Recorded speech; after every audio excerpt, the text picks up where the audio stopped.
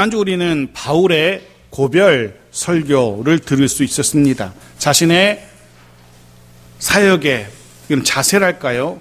그런 것들을 우리가 볼 수 있었죠. 겸손과 눈물과 인내로 주께로부터 받은 사명을 감당해 왔었노라는 바울의 고백을 들을 수 있었습니다. 오늘도 바울의 설교가 이어집니다. 먼저 20절 말씀 보십시오. 같이 읽죠. 시작. 유익한 것은 무엇이든지 공중 앞에서나 각 집에서나 꺼리낌이 없이 여러분에게 전하여 가르치고, 유익한 것, 복음을 말합니다. 주 예수의 복음을 말합니다. 그러면서 또 다른 바울의 고백이 이어져요. 자신은 언제나 어디서나, 잘 들으십시오. 언제나 어디서나 꺼리낌 없이 복음을 전했다. 꺼리낌 없이 복음을 전했다. 이렇게 고백합니다. 공중 앞에서나 각 집에서나. 다메섹 도상에서 주께 부르심을 받았던 그 순간부터, 예수 그리스도로부터 이방인 선교의 사명을 받은 그 순간으로부터 언제나 어디서나 어떤 형편에서든지 상황이 아무리 열악하게 변한다 했을지라도, 심지어 죽음의 위협 앞에서도 바울은 늘 주저하지 않고 복음을 전했습니다. 늘 복음의 통로, 이방인을 위한 복음의 통로로 자신이 그렇게 살아왔음을, 섬겼음을 담대히 고백하고 있습니다. 시간은 좀 지났지만 선거철만 되면 등장하는 낯선 흥미로운 표현 하나가 있었습니다. 기억하시는지 모르겠습니다. 샤이 보수, 샤이 진보, 미국에서 샤이 트럼프, 이런 표현들이 등장하곤 했었죠. 들어보셨을 겁니다. 자신의 정치적인 성향을 굳이 드러내지 않는 숨어있는 이들을 이야기합니다. 그런 표현을 들으면서 제가 그런 생각을 하곤 했었습니다. 이 땅에는 왜 그리 샤이 크리스천들이 그리도 많은지, 드러내지 않는 숨어 사는 그리스도인들. 분명 통계적으로는 인구의 거의 4분의 1이 기독교인이라고들 말합니다. 그렇다면 인구 5천만 명 중에 적어도 1,000만 명 이상은 기독교인인데, 또한 정확한 통계는 없지만, 워낙 난립하니까 정확한 통계는 없지만 거의 5만 개 이상의 십자가가 이 땅을 뒤덮고 있는데, 그러면 통계적으로 둘러보면, 세상에 살아간 동안에 둘러보면 4명 중에 한두 명은 기독교인, 그리스도인이어야만 돼요. 그런데 주위를 둘러보면 실제로는 그렇지 않은 것이 현실입니다. 숨어 지내는 그리스도인들, 드러나지 않는 그리스도인들. 근데 바울은 그렇지 않았다는 거예요. 언제나 어디서나 꺼리낌 없이 복음을 전했던 바울. 바울처럼 우리도 그랬으면 좋겠습니다. 어떤 상황에서든 복음의 통로로 쓰임받기 원합니다. 언제든 어디서든 우리의 입술을 통해서, 혹은 우리의 삶의 모습, 태도를 통해서 선명하게 주의 복음이 증거되는 그런 복된 인생들 되어지기를, 주님이 인정하실 만한 그런 인생들 되어지기를 간절히 소원합니다. 자, 바울의 고백 설교가 계속 이어지죠. 22절 보십시오. 같이 읽죠. 시작. 보라, 이제 나는 성령에 매여 예루살렘으로 가는데 거기서 무슨 일을 당하는지 알지 못하노라. 바울은 자신이 예루살렘으로 가는 이유가 성령의 매임 때문이라고 밝힙니다. 성령의 매임이라는 표현은 강력한, 거부할 수 없는 성령의 인도하심이라는 그런 의미입니다. 강력한 성령의 인도하심, 거부할 수 없는. 간혹 그럴 때가 있습니다. 아무리 생각해도 내가 지금 처한 형편이나, 아무리 생각해도 내가 지금 상황에 어울리지 않는, 맞지 않는 성령의 인도하심을 느끼곤 합니다. 그런 성령의 인도하심 앞에 많은 이들이 당혹감을 느끼죠. 아니, 내 형편이 지금 이런데, 내 처지가 지금 이런데 왜 이런 주의 음성이 들릴까? 왜 이런 주의 깨달음이 들릴까? 그럴 때 보통 사람들은 자신의 상황이 어떤지, 형편이 어떤지 핑계하고 변명하곤 하죠. 사실 전혀 여유가 없거나 도무지 형편이 안 되는 때임에도 불구하고 하나님께서 섬김을, 헌신을 요구할 때가 있습니다. 육체적으로 많이 피곤하고 지쳐 있는데 또 다른 수고를 우리에게 원하시는 때가 있습니다. 내 심리적으로 심적으로 전혀 여유가 없는데 나도 지금 내 마음이 상해 있는데 때로 그럴 때 또 다른 누군가를 위로하라는 주의 음성이 내게 들리기도 합니다. 경제적으로 막 바닥을 치고 있는데 그럴 때에도 또 다른 섬김을 주께서 원하시기도 합니다. 그럴 때 여러분이라면 어떻게 반응하시겠습니까? 그런데 대부분의 사람들은 그렇게 반응합니다. 주님, 제 상황을 누구보다 잘 아시면서 도대체 왜 그러십니까? 그게 보통 사람들의 대다수의 사람들의 반응이죠. 사실 바울의 반응이 그래야 됩니다. 바울이 지금 어떤 상황에 처해 있습니까? 바울 스스로가 그렇게 고백합니다. 거기서 무슨 일을 당하는지 내가 모른다. 이 말은 정말 모른다는 의미가 아니죠. 23절 보십시오. 23절 같이 읽죠. 시작. 오직 성령이 각 성에서 내게 증언하여 결박과 환난이 나를 기다린다 하시니. 보십시오. 나는 예루살렘으로 가는 이 길이 어떤 길인지 그곳에서 내가 어떤 일을 겪게 될지 정확하게는 모르지만 성령께서 말씀하시길, 그래서 내가 분명히 아는 사실은 그곳에서 나를 기다리는 것이 결박과 환난이라는 것, 이것만큼은 바울이 분명히 안다는 겁니다. 어떤 결박이고 어떤 환난인지는 모르겠지만 분명히 거기서 나를 기다리는 것은 결박과 환난이라는 겁니다. 바울이 알고 있었습니다. 자신의 형편이 지금 어떤 형편인지 바울은 알고 있었습니다. 예루살렘으로 가는 이 길이 흔히 말하는 금이 환향이 아니라는 것을 알고 있었습니다. 사람들로부터 환영받고 박수받고 높아지고 하는 그런 길이 아니라는 것 바울도 알고 있었습니다. 오히려 결박당하고 환난을 당하게 될 길이라는 사실을 바울이 알고 있었습니다. 그렇다면 더더욱 우리 생각으로는 더더욱 이해가 되지 않죠. 그런 사실을 알고 있는 바울이라면 더더욱 그 상황에서 예루살렘으로 가서는 안 되죠. 오히려 자신을 인정해주고 자신의 사역을 지지해주는 소아시아 에베소라든가 마게도냐라든가 이런 곳에 머물러 있어야 돼요. 그래서 얼마든지 바울은 주님께 우리처럼 항변할 수 있었을 겁니다. 왜냐하면 여전히 에베소를 비롯한 소아시아, 마게도냐 여러 지역에 바울이 해야 할 일들이 산더미처럼 쌓여 있거든요. 해서 주님께 그렇게 말할 수 있어요. 주님 아시지 않습니까? 이 소아시아에도 마게도냐에도 제가 할 일 얼마나 많습니까? 여기서 일 좀 더 하다가 예루살렘은 조금 더 있다가 조금 더 나이 들어서 그때 가도 되지 않습니까? 저를 포함한 모두가 다 그렇게 말했을 겁니다. 하지만 바울은 그런 자신의 형편, 처지가 어떠함에도 불구하고 그런 핑계를 대지 않습니다. 여전히 바울은 성령의 인도하심에 순종하고 있습니다. 강력한 그 성령의 인도하심을 따라서 결박과 환난이 기다리는 것 뻔히 알면서도 그곳으로 가고 있는 겁니다. 바울이 위대한 이유가 무엇입니까? 자신에게 기다리는 것이 결박과 환난인 것을 알면서도 그것이 성령의 인도하심이기 때문에 그렇게 했다는 것 아닙니까? 바라기는 우리도 우리의 형편이 어떠하든 우리의 상황이 어떠하든 성령의 인도하심에, 그 강력한 인도하심에 철저하게 순복할 수 있는, 내 생각이 어떠함을 내려놓고 내 원래 성격이 어떠함을 내려놓고 내 판단이 어떠함이, 내 경험이 어떠함 다 내려놓고 성령의 인도하심에, 그 말씀하심에 아멘으로 순복할 수 있는 우리 모두이어야 할 겁니다. 자, 그렇게 바울은 성령의 인도하심을 따라서 예루살렘으로 갑니다. 근데 그런 생각도 해볼 수 있어요. 왜? 이유가 무엇일까? 아무리 성령이 강력하게 자신에게 그렇게 인도한다 할지라도 굳이 그렇게 가는 이유가 도대체 무엇이었을까? 왜 그런 너무나 뻔한 사망의 음침한 골짜기로 들어가고 있는 것일까? 그 이유를 24절에 바울이 밝힙니다. 이 이유 때문에 결박과 환난임에도 불구하고 그리로 들어가고 있어요. 바울이 자신에게 자신의 이유를 설명해 줍니다. 그렇게 하는 이유 같이 읽어볼까요? 시작.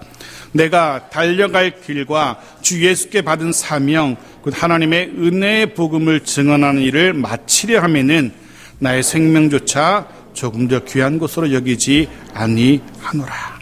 바울의 고백입니다. 자신이 너무나 분명한 결박과 환란이 기다리는 예루살렘으로 갈 수밖에 없는 이유, 그가 그렇게 고백합니다. 마치려 함에는, 즉 마치기 위함이라는 겁니다. 바울은 무언가를 끝내기 위해서 예루살렘으로 가야만 한다라고 고백하고 있습니다. 무엇을 마쳐야 한답니까? 두 가지입니다. 그가 마쳐야 하는 것 두 가지. 첫 번째는 바울이 달려갈 길, 내가 달려갈 길. 바울이 지금 어디를 향해 달려갑니까? 정확하게는 더 구체적으로는 그전에 우리가 보았던 것처럼 로마와 스페인 선교를 위한 다름질을 말합니다. 아직까지 바울에게는 로마까지 달려갈 일이 남았고, 아직까지 바울에게는 스페인까지 달려갈 길이 남아 있습니다. 그렇기 때문에, 거기까지 달려가야 되기 때문에 여기서 멈추지 않고 예루살렘으로 가야 된다는 겁니다. 근데 여러분 생각해 보십시오. 이 대답은 좀 이상합니다. 우리 생각에는 로마나 스페인까지 가서 복음을 전하려 한다면, 그러기를 원한다면 더더욱 예루살렘으로 가면 안 되죠. 예루살렘에 가면 결박당할 게 분명한데, 그럼 로마로 가는 길, 스페인으로 가는 길은 그냥 무산될 거 아닙니까? 우리 생각에는 더더욱 예루살렘으로 가면 안 돼요. 그런데 우리는 이후에 보게 될 겁니다. 곧이어 보게 될 겁니다. 하나님은 바울의 결박당함을 통해서, 즉 예루살렘으로 가는 이 길을 통해서 오히려 더 안전하게, 오히려 더 빨리 로마로 바울을 보내시는 것을 우리가 보게 될 겁니다. 찬송가의 가사처럼 풍랑으로 인하여 더 빨리, 더 안전하게 인도하시는 하나님의 일하심을 우리가 보게 될 겁니다. 우리의 삶에도 그와 같은, 우리 지금의 상황에서는 이해되지 않지만 분명 우리 삶에도 그와 같은 하나님의 놀라운 일하심을 보게 되기를 간절히 소원합니다. 또 한 가지, 바울이 예루살렘으로 갈 수밖에 없었던 이유 또 한 가지는 주 예수께 받은 사명 때문이라고, 그 사명을 마치는 것, 그것을 위해서 예루살렘으로 가노라라고 고백하고 있어요. 그 사명이 무엇인지도 오늘 본문 24절에 드러나죠. 하나님의 은혜의 복음을 증언하는 일, 하나님의 은혜의 복음 증언하는 일. 하나님의 은혜와 복음은 같은 말이에요. 같은 것은 다른 표현이에요. 하나님의 은혜가 곧 복음으로 드러났기 때문에 우리들 인생을 긍휼히 여기셨고 해서 우리 인생을 위해서 베푸신 하나님의 은혜가 바로 복음인 겁니다. 그 복음 전하는 일을 마무리하기 위해서 예루살렘으로 간다라고. 이 두 가지, 곧 달려갈 길을 끝내기 위해서 자신이 주께로부터 받은 사명을 마무리하기 위해서 결박과 환란이 기다리는 예루살렘일지라도 가야 한다는 겁니다. 거기에 바울의 의지는 상관이 없습니다. 바울의 선택은 아무나 상관이 없습니다. 결박당하고 환란당하는 것으로 바울의 사역을 마무리시키시려는 성령의 인도하심이기 때문에 바울은 그 성령의 인도하심에 순종하고 있는 겁니다. 우리 생각에는 바울의 사역의 마무리가 박수받고 환영받고 좋게 정말로 프랭카드 걸고 은퇴하는 것으로 마무리되면 참 좋겠는데, 하나님의 섭리는, 하나님의 뜻은 그게 아니었어요. 바울의 사역을 마무리시키는 방법은 결박과 환란이었어요. 바울은 그 하나님의 뜻에 순종하고 있는 겁니다. 그렇습니다. 예루살렘으로 가려는 이유는 바울 자신의 원대한 꿈을 완성시키기 위함이 아니었어요. 후대 사람들에게 위대한 선교자 바울로 기억되기 위함이 아니었던 겁니다. 그는 정말로 단순히 주를 위해서, 주님 주신 사명을 마무리하기 위해서 그곳으로 가고 있는 겁니다. 심지어 바울은 그렇게 고백했죠. 이 사명을 마칠 수만 있다면 자신의 생명도 귀하지 않다라고. 주님의 사명, 주님 주신 사명을 위해서라면 목숨까지도 기꺼이 내어놓을 수 있다라는 바울의 고백입니다. 이 고백은 거짓이 아닙니다. 성경 곳곳에서 이 고백이 이어지거든요. 갈라디아 2장 20절 말씀 보십시오. 같이 읽죠. 시작. 내가 그리스도와 함께 십자가에 못 박혔나니 그런즉 이제는 내가 사는 것이 아니요 오직 내 안에 그리스도께서 사시는 것이라. 이제 내가 육체 가운데 사는 것은 나를 사랑하사 나를 위하여 자기 자신을 버리신 하나님의 아들을 믿는 믿음 안에서 사는 것이라. 바울은 여기서도 고백합니다. 자신은 이미 죽었고 자신의 욕심, 자신의 성질, 자신의 판단 다 사라졌다는 겁니다. 이제는 그저 주만을 위해서 사노라. 이제는 그저 주님만을 위해서 사노라. 또 주님만을 위해 죽노라. 그렇게 고백하고 있는 겁니다. 한 곳만 더 보죠. 빌립보서 1장 20절입니다. 같이 읽죠. 시작. 나의 간절한 기대와 소망을 따라 아무 일에든지 부끄러워하지 아니하고 지금도 전과 같이 온전히 담대하게 살든지 죽든지 내 몸에서 그리스도가 존귀하게 되게 하려 하나니. 네. 살든지 죽든지 자신을 통해 그리스도 예수가 존귀하게 드러나는 것, 이것이 바울의 최대의 소망, 목표였습니다. 빈말이 아니었습니다.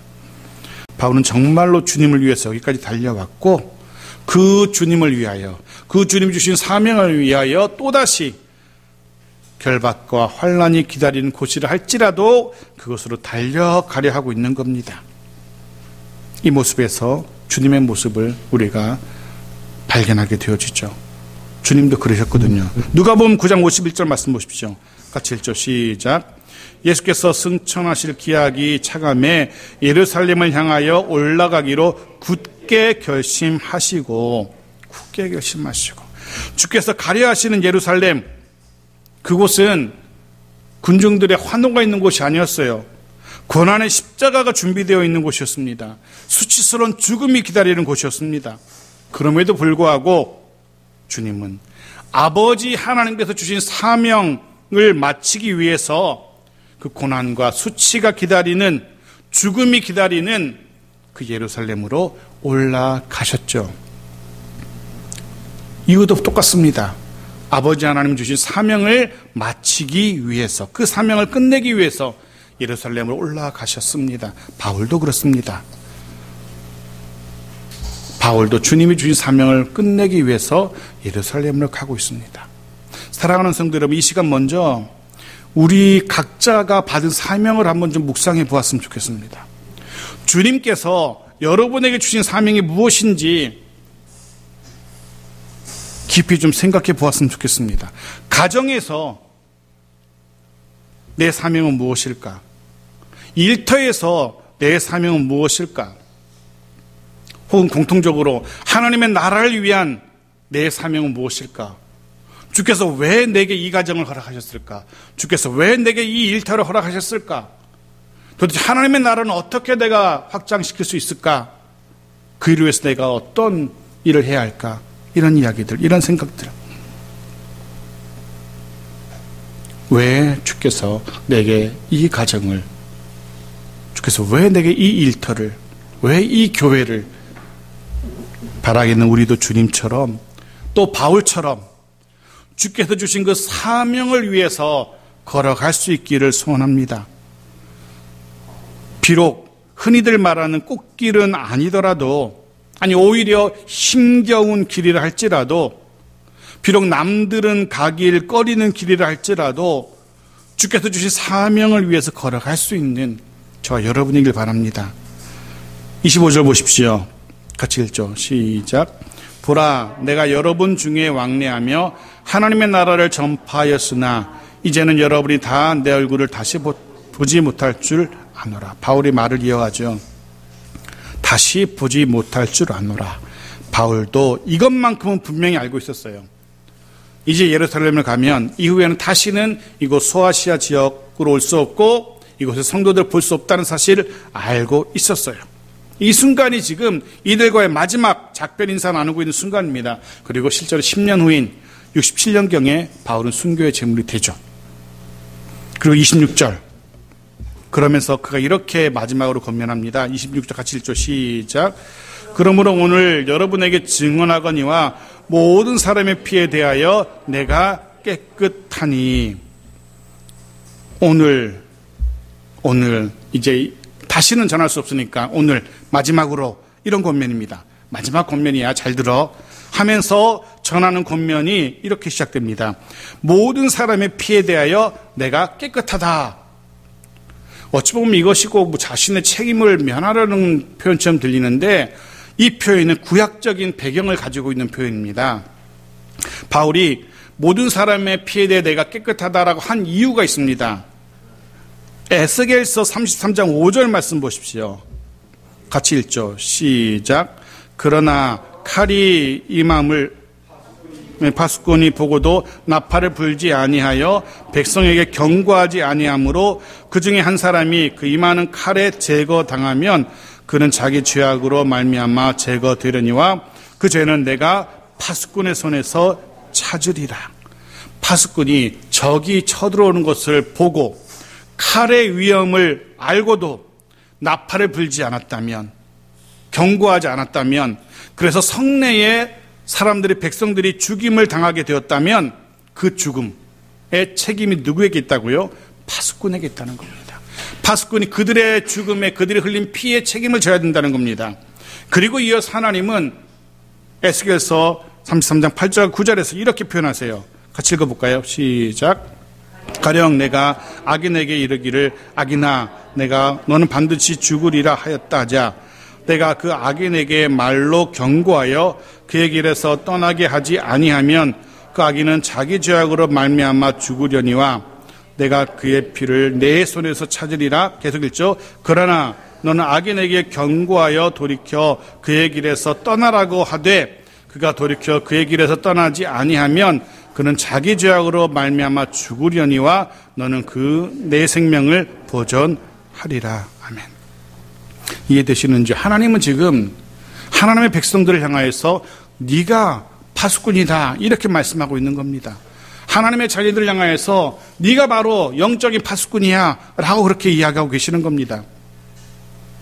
하나님의 백성이, 하나님의 선지자가, 하나님의 자녀가 악인에게 경고하지 않았고 그로 인해서 악인이 죄악 가운데 죽었다면 그 책임이 누구에게 있다고요?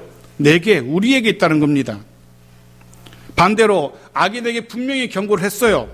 그럼에도 불구하고 그가 돌이키지 않았고 그 경고 듣지 않았고 돌이키지 않아서 그가 죽었다면 내게는 책임이 없다라는 구약 성경의 이야기입니다. 바울은 지금 그 얘기를 하고 있는 겁니다.